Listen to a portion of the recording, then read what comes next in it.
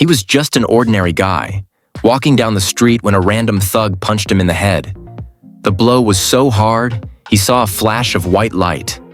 But when his vision cleared, everything was different. Curves, once smooth, now looked pixelated. Even the water flowing from a fountain seemed to break into jagged lines. As he tried to make sense of it, something even stranger began to happen. Everywhere he looked, complex mathematical patterns appeared. He had never cared about math before, but now it was like his mind had been opened to a whole new world. And without any training, his hands started drawing geometric shapes, perfect, intricate designs, effortlessly.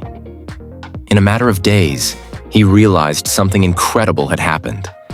That punch had turned him into a math genius. He didn't just understand math now, he saw it in everything around him. His newfound skills led him to teach all over the world, inspiring thousands.